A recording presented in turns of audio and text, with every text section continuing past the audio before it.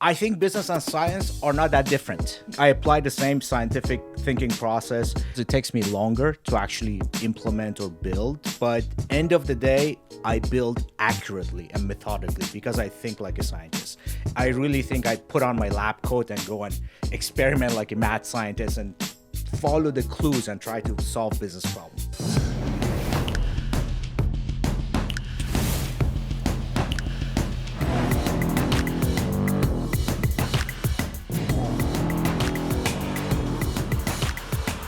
Hey, JB is in the house for another awesome episode of The Wolf's Den. They're getting better and better every week. Now, this is a special episode because one of my mentors, by the way, I have mentors too, someone that I look up to in the field of marketing.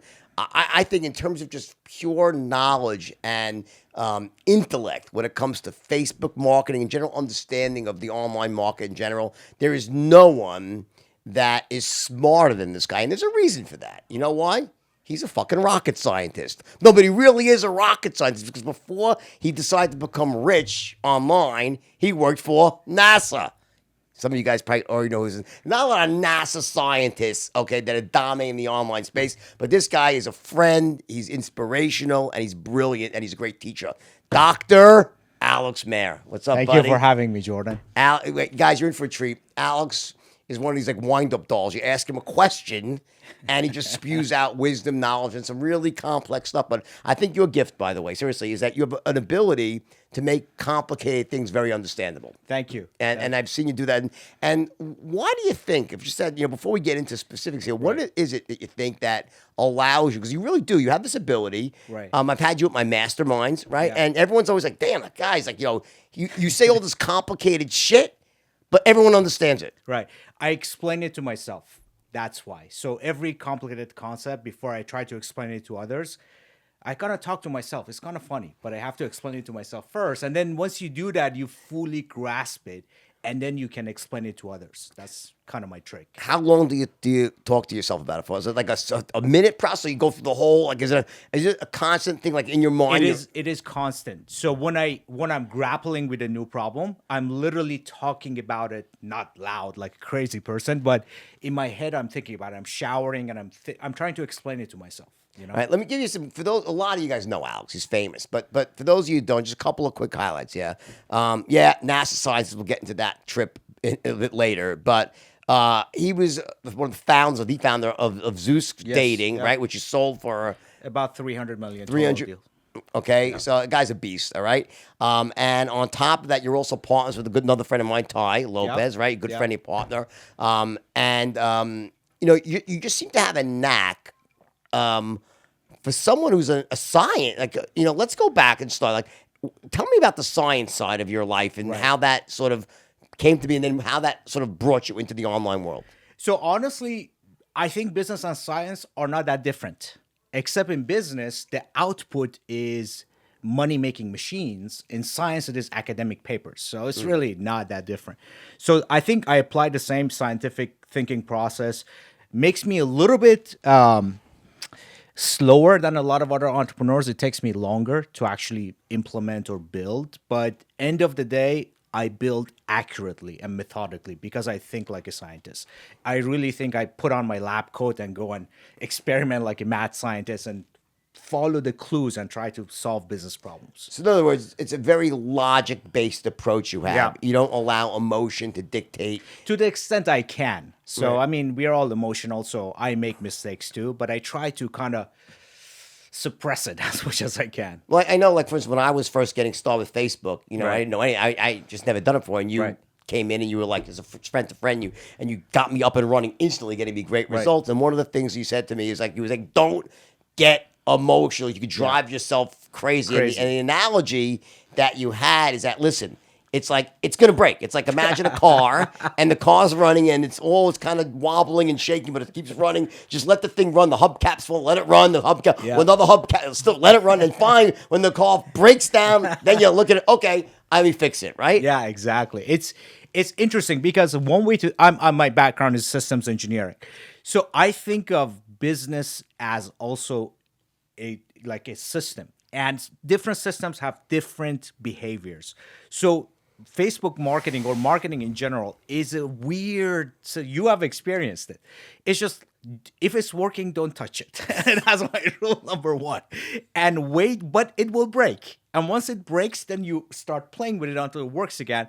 And then again, don't touch it. So I just had to learn how that system behaves and kind of like find my way around it. So we're sort of starting at the end here and going backwards. We're like saying, once he shows you how to make it work, don't touch it. We have to get to how you make it work. Right. But I think the philosophy, I think what the mistake is that people try to strive for perfection on it, and there is no perfection with Facebook, right? It's simply a matter of almost good enough is good enough. No perfection in business in general. Have Right. you ever seen a perfect No. business? It's No. always messy. Yeah. Yeah, it's a complex system.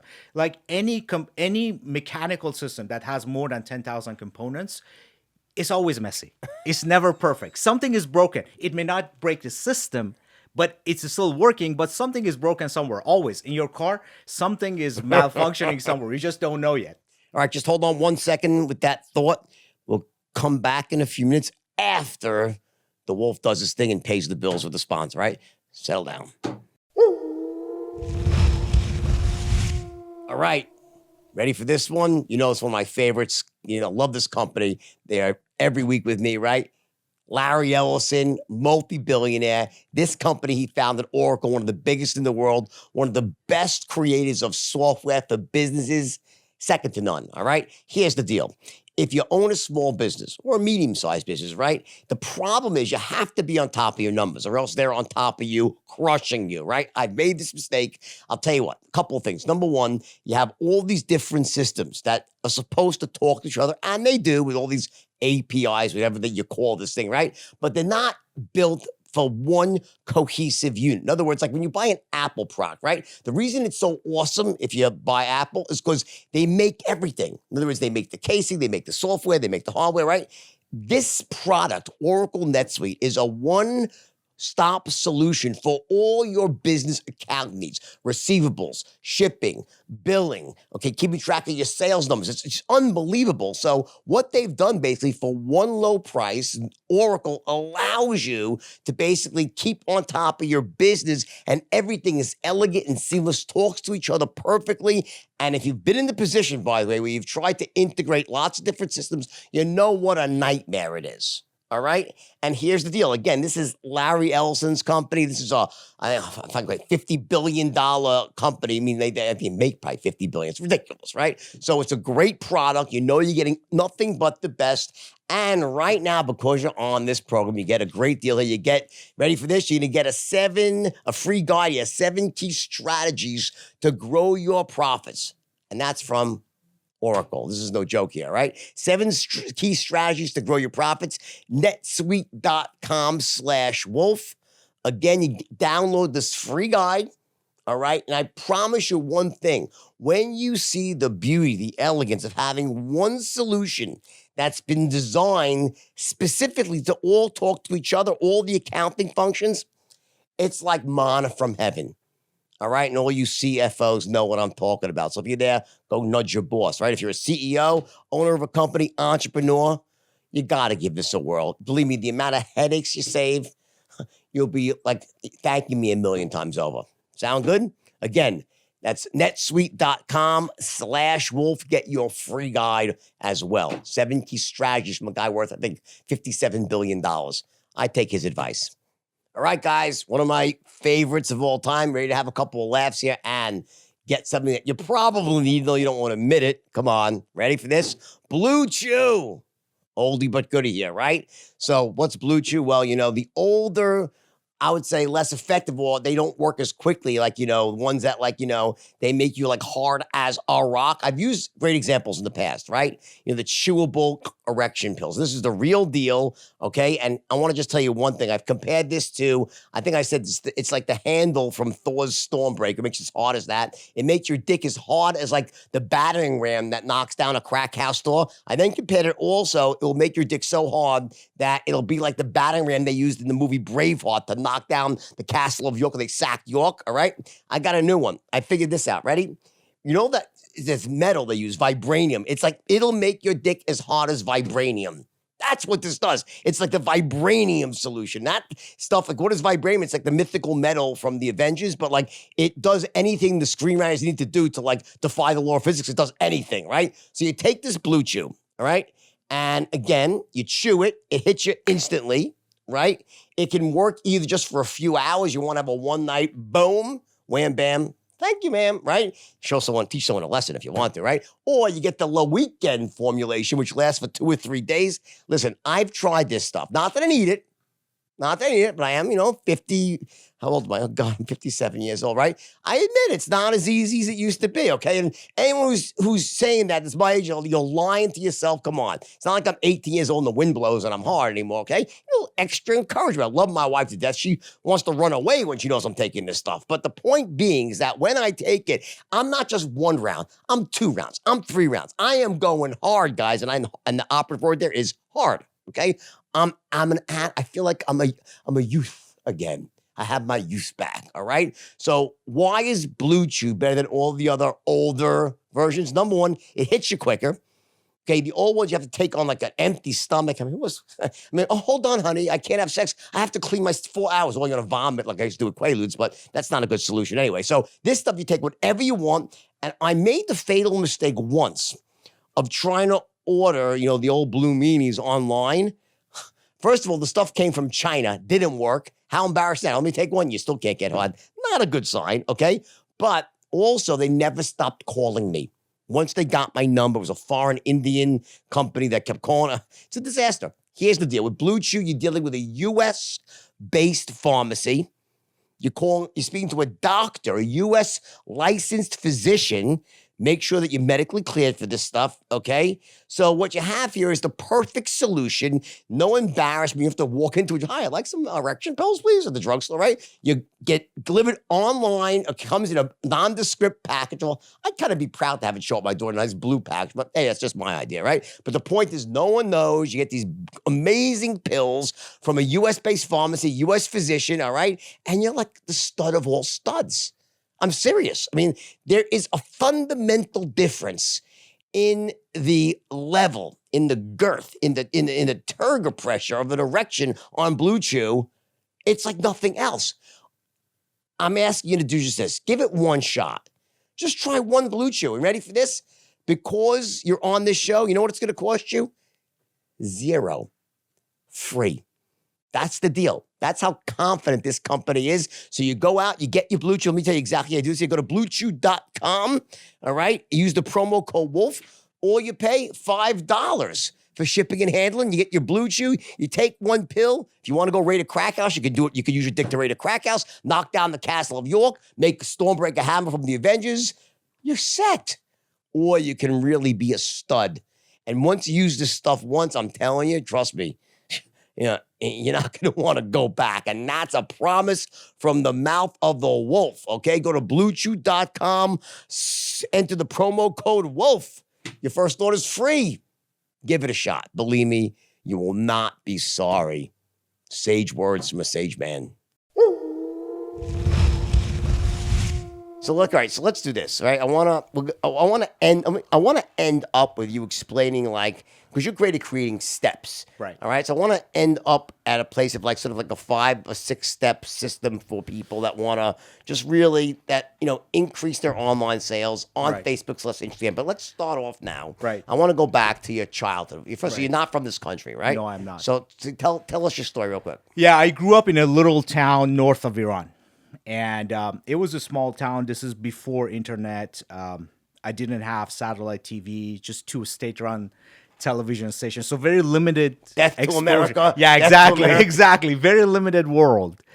But it was lucky. My dad wanted me to read a lot. In this little town, there were 2 little bookstores, maybe each one of them the size of this office. And my dad was friends with the owners. And he asked me to work as a cashier in these bookstores in exchange for, reading the books. And I tell you, like, a lot of times I couldn't open the books all the way open because I didn't want to crack the back so that they can't sell it. So I would just, I'm used to reading books like that. Yeah. And those were in books written in Farsi and stuff. When did you learn English? In high school. And then when I moved to the US, I could read and write, but I couldn't really speak. So I watch a lot of TV, Friends specifically. So Rachel. yeah, exactly. I have an employee named Rachel. I'm like, Rachel. Yeah. So how old were you when you moved here?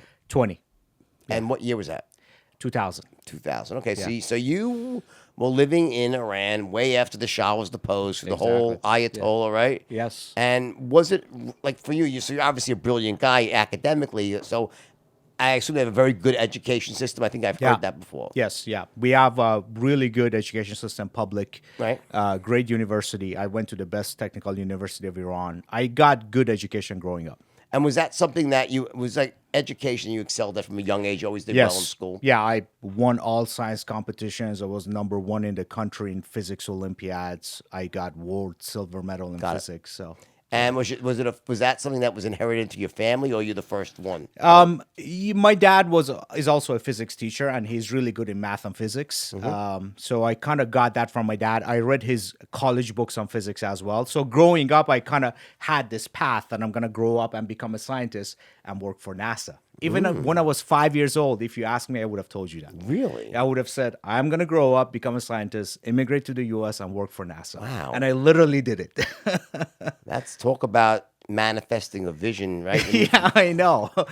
And was you have any brothers and sisters? I have a sister, yes. And is she here in Yeah, she's a scientist. She lives in San Diego. also scientist? Yeah. So was it like, my family, I'm very good with numbers and because my parents were both CPAs.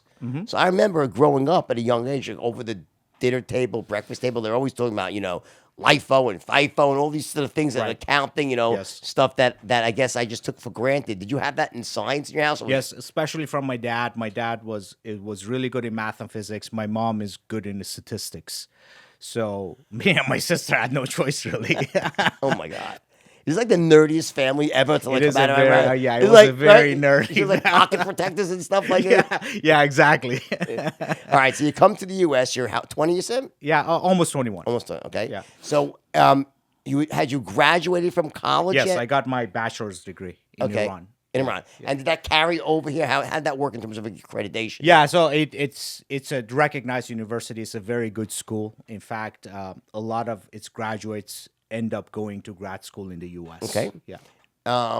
And then did you go to grad school or you went straight to NASA from there? I went to grad school. I got my master's and PhD. From where? University of Maryland. Of course, it's a stupid question. You're Dr. Alex Mehr, Yeah. right? It's not okay. Admittedly, not my finest moment on the podcast, okay? But guys, I was just trying to follow a logical thought. We should fucking delete that out, but we won't, okay? Anyway. So it was fun. I spent 3 years to get my master's and PhD, which was the fastest in our school. I got a fellowship from National Science Foundation that kind of helped me accelerate everything. I knew exactly what I was going to research, and What was it? A complex system. So I use evolutionary. Here we go. There you have it. I used evolution to design complex systems. So A human evolution? it's basically Like the natural same selection or survival of the the concept fittest? of natural selection applied. So imagine, I actually did it for, powerless drills and tools. So basically, it's a complex system. You design it as a DNA. Imagine you code the design of it, Sure. like that cooler or whatever as a DNA, and you evolve it. The same thing, the same evolutionary process applied to an engineering system. Explain that more deeply. It's 'cause very I interesting. have a degree in biochemistry. Yeah, So I you love would this. know I love exactly- this. I'm a nerd, So imagine I did it for pickup trucks, for example. A pickup truck has different variables, different ways you can design a pickup truck, right? So thickness of whatever, like the length of the axle, Right. like all these parameters. You code it into a DNA. It's basically a string that codifies the design of the pickup truck. Okay. And then what you do is that you randomly generate a bunch of those in a population. Then you have them actually cross over as if they're mating. So in other words, there'll be within that population, you're going to have variations naturally. Exactly. Right. Okay. So the first population is actually generated randomly. right. So there's variations. Yeah. So then you have pickup truck A mates with pickup truck B. I want to see that. Yeah, and they have offsprings. So You're a so sick there's bastard, man. crossover. Oh my God. It's insane. And you introduce mutation, and it literally works. I'm not sure whether to be impressed or frightened about you. So the pickup trucks are mating, right? Yeah. And through this process, basically, it's obviously all by computer generated Yes, model. yeah, it's simulated. You're able to basically see which ones are the most successful. Yeah, the fittest one. And then those ones reproduce again and again. And through the process of natural selection, you Yes. end up with the purest, best trucks. Exactly. That are So- also fucking crazy. Like when you do that, when you inbreed like that, they end up with maniacs, people with sickle cell anemia, leukemia, right? No, it's actually what it is.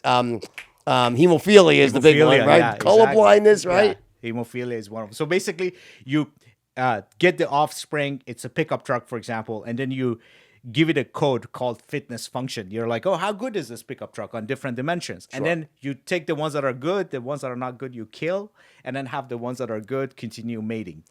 It's interesting. So in other words, so there's basically you based on how it came out with the cross between the two. You have a scale that you measure it against, Yeah. and it's like it's like almost like the raisin, the good raisin, the bad raisin. Right. The bad raisins get rejected. The Exactly. good raisins make And more then, babies. Yeah, exactly right. And did it work? It works. I have tried it on aerospace systems. I've tried it on, like I said, pickup truck, like the front end of a pickup truck. It was not the whole pickup truck. I've tried it on power tools. It works. Wow. It works. Okay, so don't try that at home, okay? Because you will fail. All right. But that being said, so that was how you got your PhD. That was your thesis, basically. Right. And then NASA said, "Oh, Jesus, this guy's nuts. We got to hire him," basically, right? Yeah, that's right. All right. So what year did you go to work for NASA?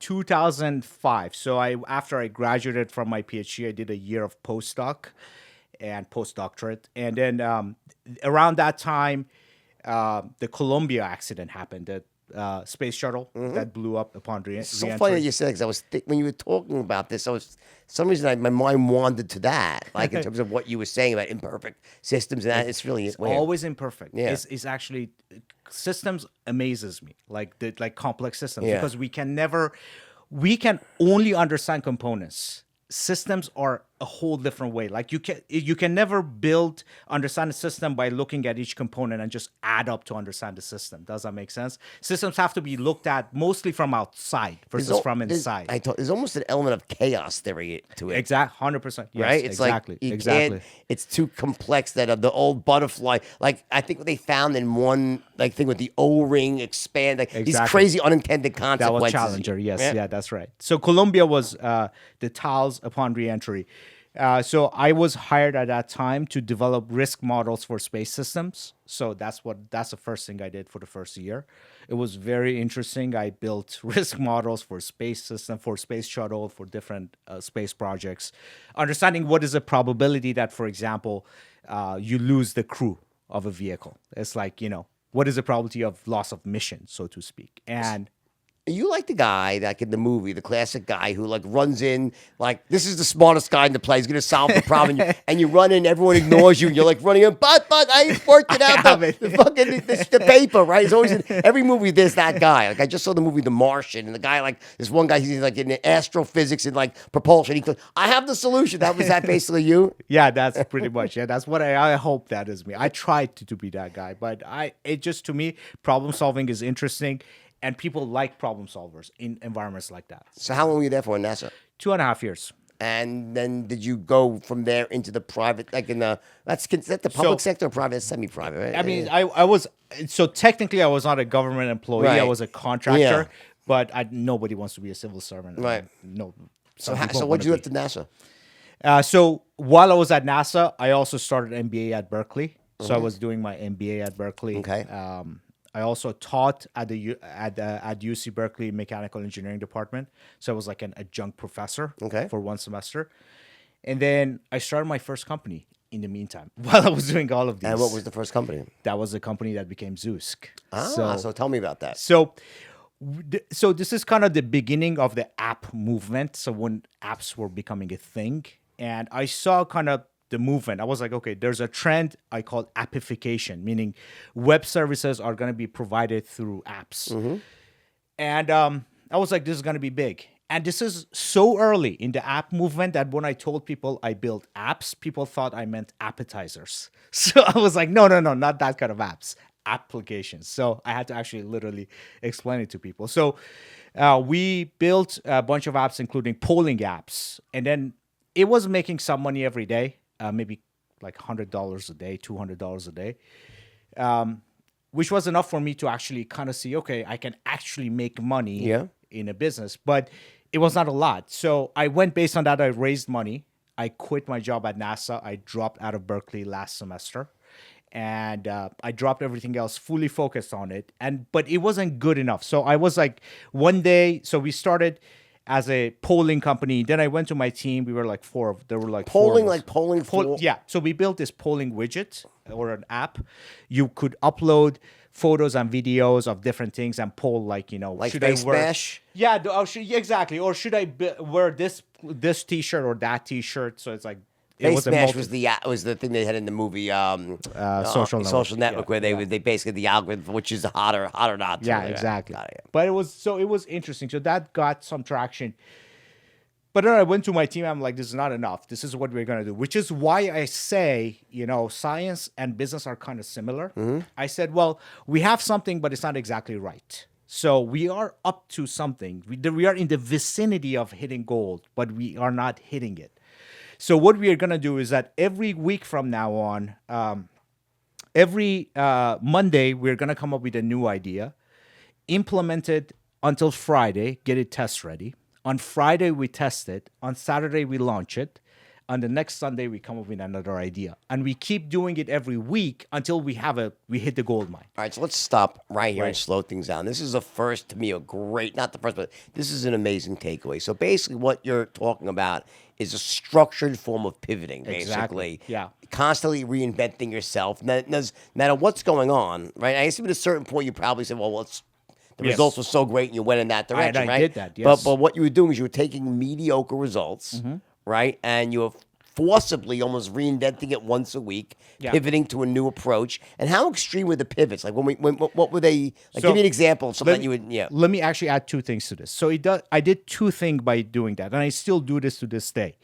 One, when people say the results are mediocre or good or bad, I always ask, compared to what? Like when I said my polling app wasn't doing well, what was it comparing it against, right? So when you have multiple data points, because every week you're trying a new idea, then you can rank order them compared to, like, okay, so this is like top one so far. Sure. This is the bottom, so definitely you don't pursue.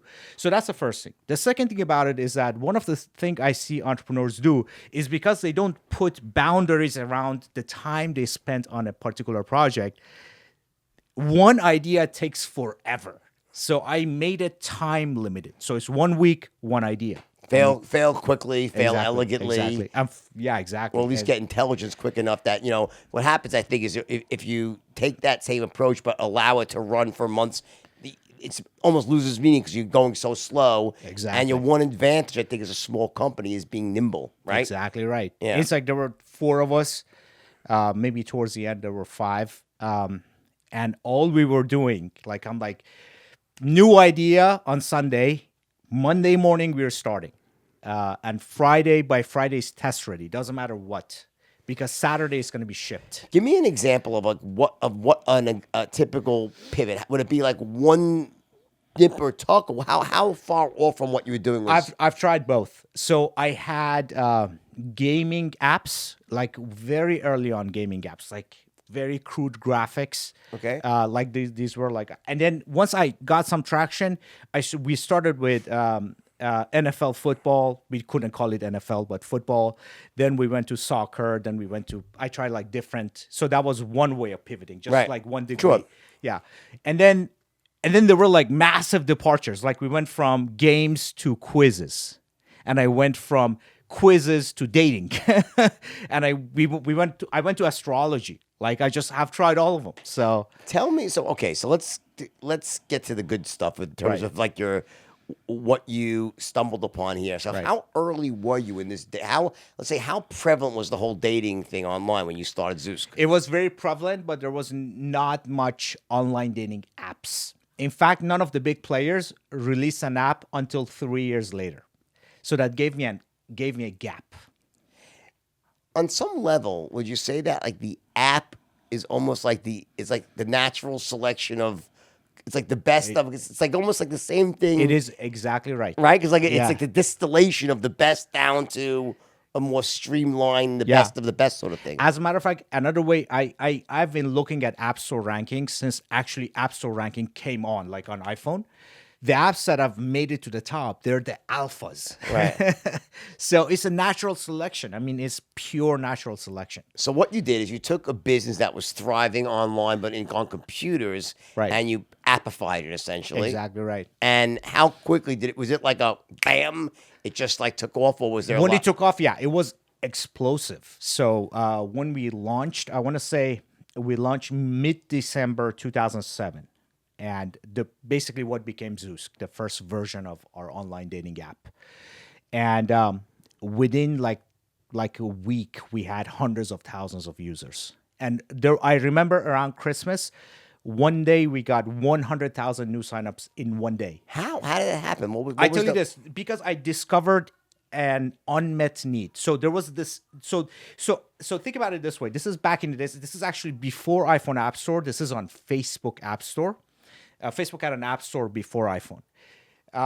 Really? Yeah, exactly. Most people don't remember, but it's like there was about 1 year where Facebook had an app store, and before iPhone had an app store. And then when iPhone came, I was already ready, and I had everything. So I went on iPhone and dominated. And then when Android App Store came, I went on Android and dominated. We were like, I had early to guns market. blazing. Wow. It's like, So basically, it was predicting the revolution of apps. Really, Exactly just right. You beat the market. Exactly. I was like, okay, so basically we bet on a trend. We said, online services are going to be appified. That was a bet. Right. So, and I actually remember I was talking at a conference and I said that, and I said in a few years you would be doing your banking through apps, and people laughed. So they thought I was joking. I was like, no, I'm serious. It will happen. And it was so ahead of its time that people could not wrap their head around like .com is going to turn into apps. It wasn't a sudden transition. It was like a 3-year or 4-year transition. Part of it had to do with, the advent of faster connections on your phone. Like before that, you couldn't have, when 3G wasn't fast enough. It was really when 3G became, 3G it started, but then when it really hit, I noticed myself, when I really started using my phone was when it became, when 3G turned to 4G, I was like, wow, it was a pretty big difference for me. So before that, like when I first got my iPhone, you really couldn't use unless you had a wireless connection. So was it part of that, like just the speeds increasing? Speed, rendering graphics on your phone. Also, people, even the behavior, like you think just because, even if we had iPhone 10X or whatever, right at the beginning, the best iPhone, the best connection, people do not shift instantly. So the behavior that I check things online versus look at them on desktop takes a few years for humans. Does that make sense? So it's not just technology, it's also humans. I catching up totally get it. It's so funny you say that, because when I got active online about a year ago, and you helped me out, I still was in denial over the phone part of it. Like, I was always looking at my computer. How does my ad look? And you keep saying, no, you got to optimize it for online, because I wasn't really I personally wasn't using my phone. Right. Now it's like I was like, I don't care what it looks like on the computer. It's all online basically, right? Right. What percentage of all your businesses you think that on your online is being Right done now, 85% is through phone? Through phone. It is one of the biggest things I try to train my marketers when they design a website or a landing page. I tell them almost don't care what it looks like on the desktop. Wow. I don't care. So just look at it on a phone. And it's very counterintuitive because they're building it on a desktop. I get it. That's the point, yeah. Right? And I didn't realize that in the beginning. And sometimes I would have it and say, look how beautiful it is on the desktop, and then it looked terrible. Yeah, and I see that all the time. It's a very common mistake, and I tell them 85% easy of your sales will come on through phone. Actually, the majority of people, I don't know if you know, but a lot of people when they leave work, they don't take their laptops home. So they don't even have a laptop at home. So a lot of people. Wow. So to them, it's like it's either phone or nothing. So all right, so now you found Zoosk, right? How many years did you actively run it? Well, you sold it at a certain point, right? Or you had to start a stake, but you kind of gave up control, right? Yes, right. So I stepped down in 2015, basically. And so I ran it from 2000. We started in 2000, end of 2007 to 2015. 8 years. Yeah. And then you started. How long have you and Ty been really actively partners in a lot of things? Actively 2016. Okay. So a year after I left Zoosk, basically. So I look. It's interesting. My take on Ty is different than a lot of people. Some people think that Ty is all flesh and no substance, but I don't think that's true. Ty is one of the smartest people It's I a know. it's a great, it's interesting. It's a misconception of Ty Right. because of how he went about. He built his business by strategically going after flash, Right. and using that because he knew the people he was speaking to. He's actually a very smart guy, and I think one of the things I respect about Ty is that he knew what he knew and knew what he didn't know. Right. And I think that surrounding himself with someone like you guys are so opposite Right. in nature and in everything. Not everybody, you know what I'm saying? I think just the persona that I think the two of you sort of make up for each other's weaknesses and build on each other's strengths. What are your thoughts on that? I tell you, people underestimate for whatever reason. He's very Ty's underestimated. intelligence. And I have walked the planet Earth. I have a lot of intelligent friends. I have always been impressed with Ty. I mean, we've been friends for about 10 years. Ty and I used to brainstorm before even we were business partners on business ideas all the time. I drove from San Francisco to LA all the time just so that I could brainstorm with him. And He gets a bad rap because I'm telling you right now, guys. I know Ty. He's a smart guy. So whatever you've heard, I'm not just saying that. I would say this to anybody. He's a smart guy and he works hard. Right. So tell me, how does your partnership with Ty work? What makes it special? And sort of how would you say that you guys go about sort of building things? 'Cause you're in a lot of business together, right? I'm more systematic. I'm more of a builder. He's more of a creator. That's the best way to think about it. So he has ideas, a lot of ideas. Not that I don't have ideas, but Ty has a lot of ideas. He comes up with new ideas all the time. Every day, daily. Yeah. And he's also very social, which I'm not. I'm like an introvert. So it's like kind of almost the opposite. And the order of things is actually very clear. Like he starts it, or either it's a new relationship. Even like you and me, like Ty met you, and then you made the introduction. Yeah. So I think that is perfect because I am in my comfort zone. I know exactly what I'm doing in my world, and I know how to build. I know how to scale. And he's kind of like a little bit more on the edge, and it works perfectly. Let's talk about a couple of things. Number one, I want to talk about scaling. 'Cause I think that's if I looked at one, if I had to point to one thing I think you're really good at, it's that. Right. It's the ability to take an idea that's small, Right. and not just scale it, but scale it in a way that actually makes money. Like I think a lot of people, what happens is they have something that's working at a certain level, and then when they scale, they lose sight of that. It's still actually a business that needs to make money. So how do you go about, in your mind, do you have a formula for scaling things? Yeah, I have a formula. You have a formula for everything. Okay. Scaling has actually kind of like a simple formula, the way I think about it. Businesses have 3 steps. And we talked about it the first time we met. It has lead generation, step 1, lead capture, meaning turning a visitor, somebody that heard about your brand or product idea or concept for the first time, into a paying customer in the sense that they put that first dollar in, right? And then lifetime value optimization is the third step, right? It's like 3 steps: lead generation, lead capture, lifetime value optimization. So the first thing that you want to do in your business before you start scaling is to determine, okay, do I have step 1 ready? What is step 1? Is it Facebook ads? Is it Google? Is it TV? Is it, whatever it is? It's like referral based. Yeah.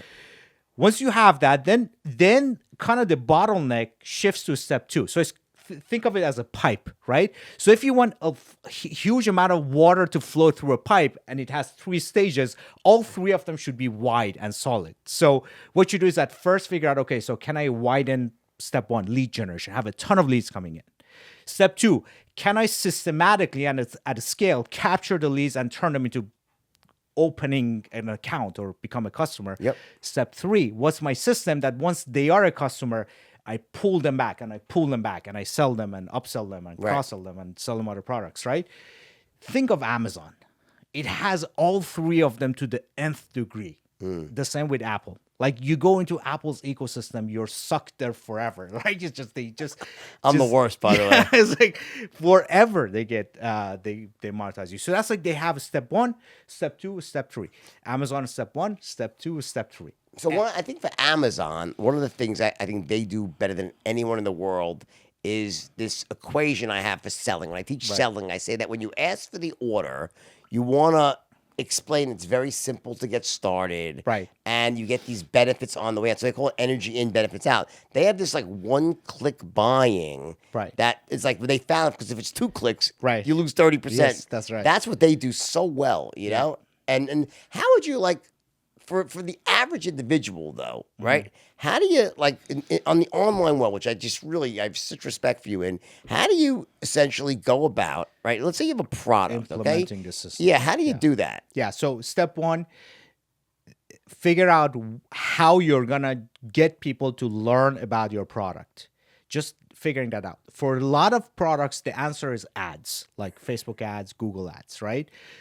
Step 2, but if you don't have a step 2, you're generating water's going through a stage 1, but it's getting stuck on a stage 2. So step 2 is having a system where people come in and they convert, which is when your landing pages, for example, when you create a persuasive website, basically what you're doing is you're creating a system that customer comes in and they actually end up becoming, like a visitor comes in, becomes a customer. That is persuasion of the website, right? So that's a step number 2. So the average person, the answer is create a persuasive website, run ads to it, figure out step 1 and 2, all right? Then shift your attention to step 3, meaning, okay, now I have a person in my email, I've sold them a product. Can I sell other products? So in other words, it's really about first things first in some level. Like you're not trying, when you're going into a business, you're not saying, I need to, before I get started, I have to figure out what my 8th and 9th product. You're like, let me just figure if I can just drive traffic first. Exactly. Right. Step one. Can I get people to, actually a lot of times I tell people to start without a website. So you can actually run an ad. It can be a lead form. So it's just I totally get it. Huh? Because what's the point of spending all the time on something if you can't generate traffic? Yeah, exactly. I mean, what's the point? It's like it would be just for your mom, to show it to your mom or something. It's a pragmatic approach. I get it. Yeah, it's like, first, can I generate clicks? So the idea, just to get it here, is like I think there's something that's ego based for all that we want it to look pretty. You know what oh my God, remember the funniest thing? So the funniest thing you ever said to me was I had this stupid website, this landing page that you created for me, right? It's converting like a motherfucker. I mean, it's just, it was unbelievable, right? And then I said, hey, ugly, but it converts. No, then I called. I said, hey, this guy wants to build me this super high speed, beautiful. You're like, he said, can I tell you my opinion? I'm not telling you because I promise you, it's not going to do as good as your ugly funnel. You're ugly. I'm like, why? He said, the ugly one always wins. Sure enough, I went out and built this thing because the other guy had some other relationship, right? I built, and that thing wasn't even close to why is it that the ugly one typically wins? I think it's funny, but I think when you see glossy, you do not absorb the message. Or you feel you're being sold to, maybe. Yeah, exactly. Or it sounds cliche, platitude. Versus if it is just words on a page, it's only the words you pay attention to. I mean, how many times have you seen glossy, whatever real estate or whatever piece of material, marketing material? It's platitude. It's kind of boring if you think about it. The equivalent would be like you have some of these ads that you think they're stupid, like you're walking with your dog. Exactly. And that's your best, right? You see this like bad, like simple like poster on a tree, and that is just a very strong message, and that sinks, but the glossy billboard you never see. So you know what I mean?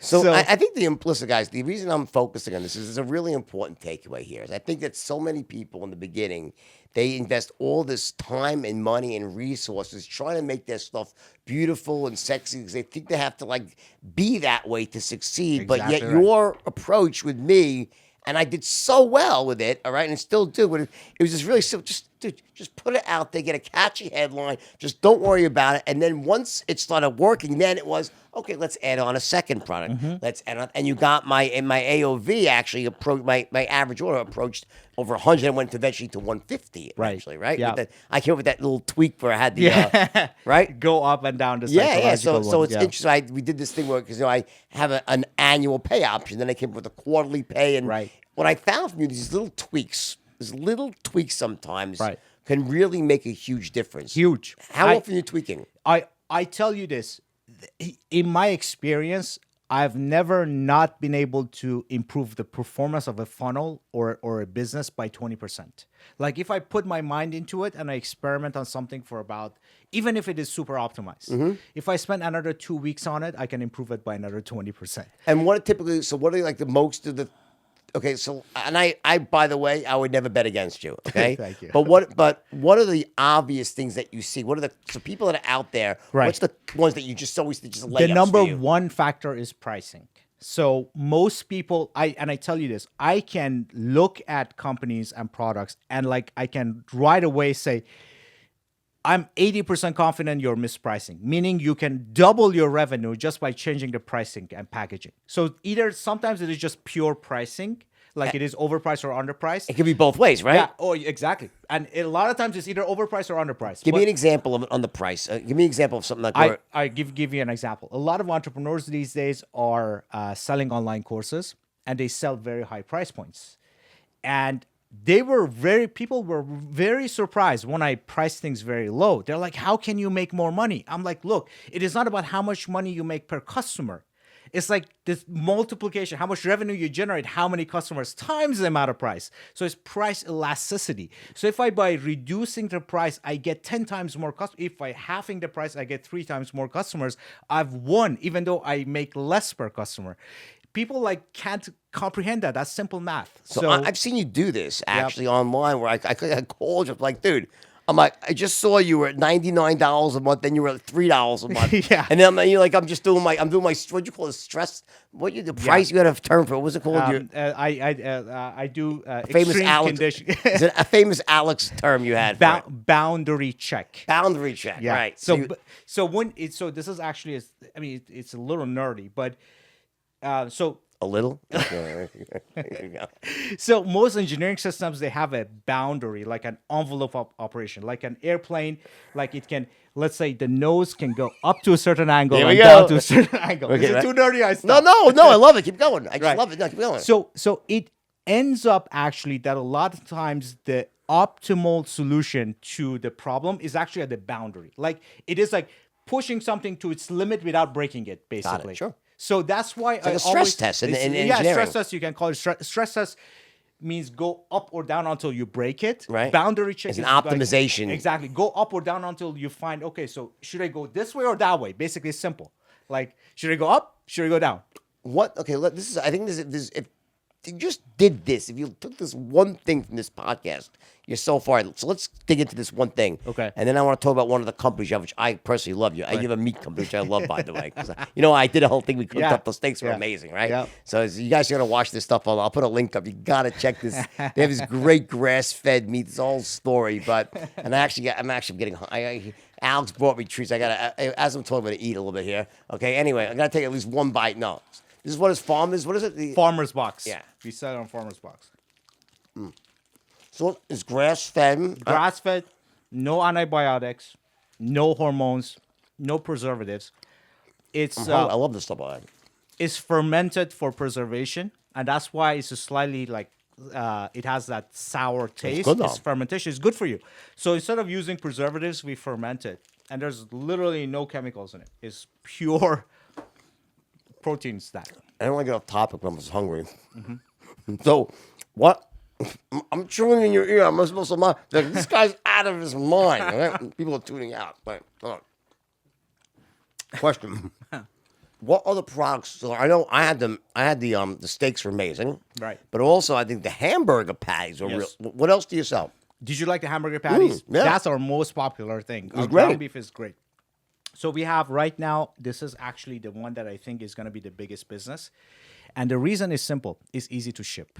So, yeah. So I know you're struggling with the price because it's like the weight issue, right? Yeah, dry ice so it's harder to actually ship uncooked beef products to Can you customers. put up a picture of the whole thing? What's it called? Farmersbox.com. While we're talking, yeah. So I remember we had this really great night. We cooked up all the stuff there. It was amazing. Here's my problem with so I love meat, but the shit that they put in meat right now, Right. like I'm scared of people. I'm thinking of girls. I mean, I have fat ankles. I'm getting nervous. But my wife has this theory that the reason there's so many overweight people is all the hormones All and the hormones. I anti. agree. Right in meat, right? So with this meat, it's like what? It's like the purest. What? Tell me the story. So basically, we use Joel Salatin. He's one of the most famous agricultural. This is good, by the way. Yeah, it is. It's all spicy too. It's great. Pure and it has a spice. The taste comes from garlic powder and celery juice. So just simple stuff. So Joel is basically the father of sustainable agriculture.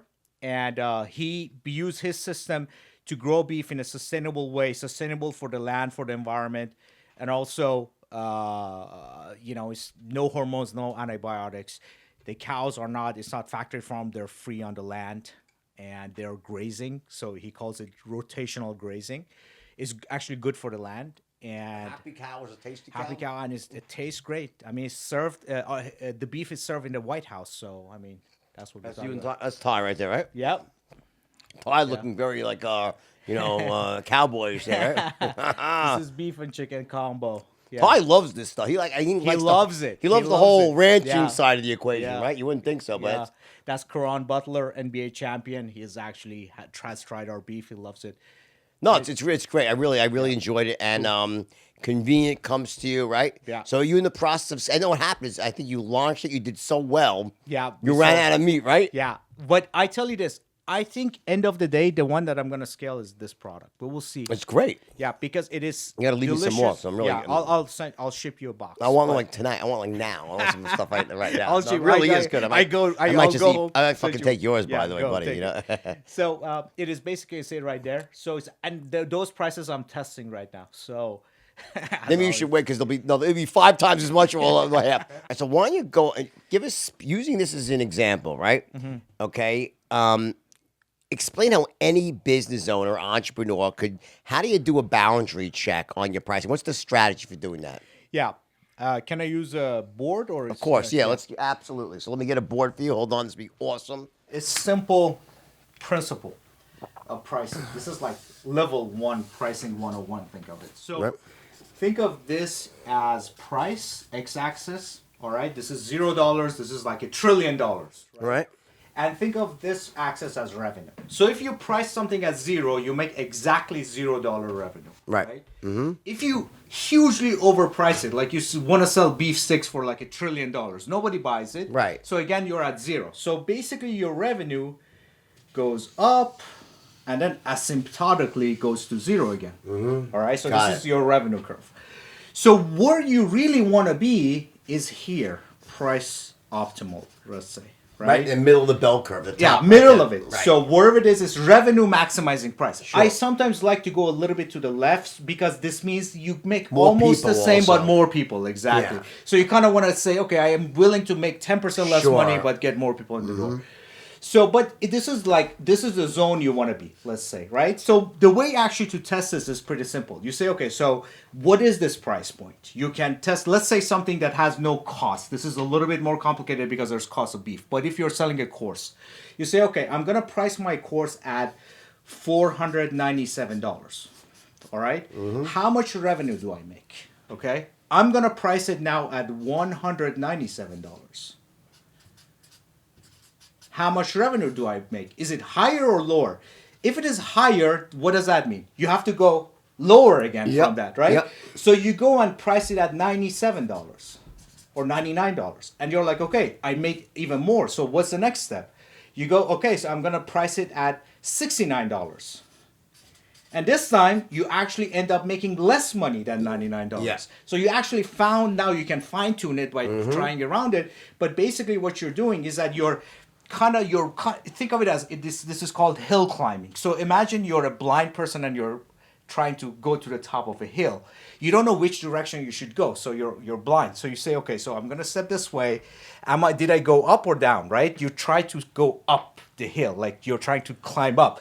So then you get to the top. You don't know you're at the top. You just say, okay, so I take one more step. Oh, I'm going down now. That means you have achieved the top of the hill. So it's kind of like a blind person walking up, and then they just keep going up, like they keep going in that direction. You might be going from this direction, but whatever, either direction you're going, you just go, increase the price until it has the adverse effect, and then you know you're at the peak, basically. And let me ask you a couple questions. This is going to be our whiteboard. This has to be our whiteboard. Welcome back. I stopped doing whiteboard Wednesday. You know why? Why? Because I couldn't lift my arm. My shoulder got so bad that in the end of the day, I could not lift my arm. I had to stop it. Then I got my Is shoulder. It better now? Oh my God, it's fully healed. I'm back to full strength. Yeah. So I was supposed to start up. I was going to do it today, but I'm going to make this our introduction with Dr. Alex Mehr, reintroducing Whiteboard Wednesday, because I want to start bringing guests on for Whiteboard Wednesday as well. All right, so let's dig into this now. So you have a couple questions. Number one. How much data do you need at each level for it to be statistically significant? So it's a very complex question, but I have a simple answer for you guys. I use the number 52. Two more than Facebook's 50 you say. It's actually Facebook's is 50, and under certain parameters, there are a lot of assumptions that goes into coming to this number. An actual true statistician will strangle me, like your mom, like my mom. But people simple people, I'm like, just go with 52. How much of the extra 2 is your own crazy superstition? Because I know you're like, you tell me it's, stuff, you're like, almost, it's 51 and a half. Yeah. Like, so this 2 is my superstition. Okay, got it. All right. So I like things actually. There's actually science behind it. So it's scientifically superstition. Let's hear it. Yeah, so it's easier if I say 50. You may not remember. You're like, is it 500, 100? But if I say 52, you think about yourself. Why 52? 52 weeks in a year. Yeah, you're like, okay, so 52, odd number. and then you remember. So kind of odd numbers I like better. Okay, so in other words, the point here is that when you're doing a boundary check on your pricing, what you don't want to do is say, oh my God, I have 10 sales. I made my decision, because you have a false positive or a false negative, right? That's the worst, because you might actually walk away from a winner. Okay. And that is the worst. Now, how about here's the other question. How do you balance that out with lifetime value? Because you might get that, let's say, by getting you're getting more people in, but is there any relation when they start at a lower price, how high they'll ascend? Is there an optimum, like, so where you have breaks in price points? Yeah, yes, you can actually do this. If you want to really do it, you have to do it based on not the money that you make based on the first product, but the overall lifetime value, or for over 3 months. Yeah, whatever. Yeah, that is but it makes it too complicated. Like, I like simple tests. So what I do is I just look at the core, and then I walk to the left of the price optimal. So a lot of times, like, if it is 99, I go to 89. Right. So I kind of go to the left, because I get some quantity benefit already. And I don't go all the way down, because your core has to make money. Sure. So let me ask you another question. So let's say your 99 is your optimal, right? Right. And you're getting 100 people at 99, right? And the equivalent would be one half that, you're getting 200 people at $49.95, right? So it's the same amount, right? But the issue is that on the lower price, let's say you got 75 people at the lower price, but the lifetime value, because you're selling them more products, how do you factor that in?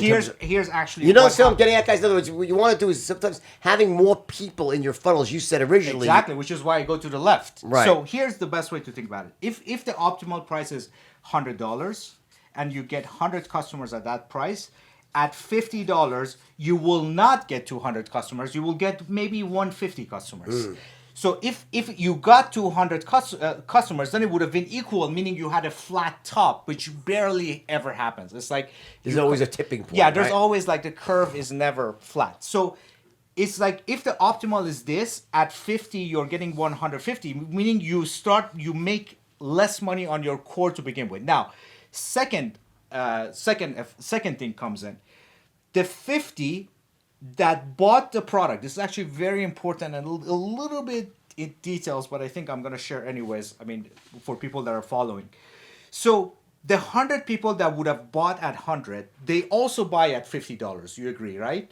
So those out of this 150, 100 are the same people. Now, you have 50 extra people. These 50 people did not buy at 100, but bought at 50. Right. What kind of people are they? They are very price sensitive. What are the odds of them buying other products from you? Right. Lower value. So the extra 50 that you get here is actually lower lifetime value customers. So basically what happens is that, yes, you get... I understand. So in other words, if you go too low on the the people that buy there are not really the best upsell Exactly. candidates.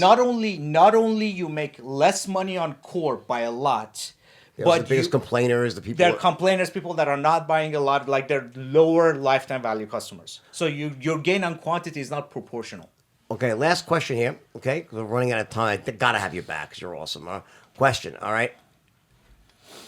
Free trial versus money back guarantee. I know you're a big fan of the free trial. Yes. Tell me about like your opinion on terms of how much more traction you get with a free trial. Yeah. Is there a sweet spot between you do a 3-day free trial, a 7-day, a 14-day? Yeah. What do you think on that? I think I actually tested this. Again, this is one of those things that is probably product dependent. Sensitive, yeah.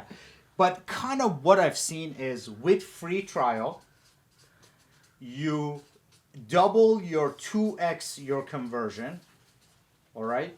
But you lose 30%. Yeah. Lost. So basically, you end up being head to head a winner. Free trial wins, not by a lot, not by a factor of 2, but I got it 40%. Yeah, exactly. But here's the other thing about it: free trial gives you a huge. So not only economically it's better, it gives you double the amount of number of people that now you have on your email list. Right. So that's another benefit of Even it. if they don't take it, you still have them on the email list. Like Exactly. some people will just the free trial junkies, but you can eventually sell them something. Yeah, exactly. And in general, it's better to have a lot of people on your email list. It's just like if it's for free, and in this case, it is at economic gain, right? Got it. So, and then the other piece that you mentioned is like the length of it. I think after 7 days, it plateaus. So I normally use 3 days because I like to see the return quick, and that's just purely for cash flow reasons. I saw no difference between 7 and 3 days. They're identical almost. If you Very actually small. look at like on a microscope, 5%, you see it. yeah, very small. But after 7 to 14 or 7 to Yeah. 30, there's really no difference. And the cash flow between 7 and 30 is huge cash flow difference. Awesome. So, All right, guys, there we go. Listen, this is an unbelievable podcast that turned into a training with Dr. Alex. Man, buddy, we have to have you back. All right. You're the best. I'll be happy to. Dude, take this. All I can tell you is this. Take it as gospel. What the guy says, some people are full of shit. This is the opposite of that, all right? This is stuff that's all proven. He uses it in his own businesses. I've seen it work myself, okay? And he's also a hell of a nice guy. All right, so guys, another awesome podcast. Share this one with your friends. Subscribe. Do everything you got to do to be in touch with the Wolves Den. All right, love you all. Take care.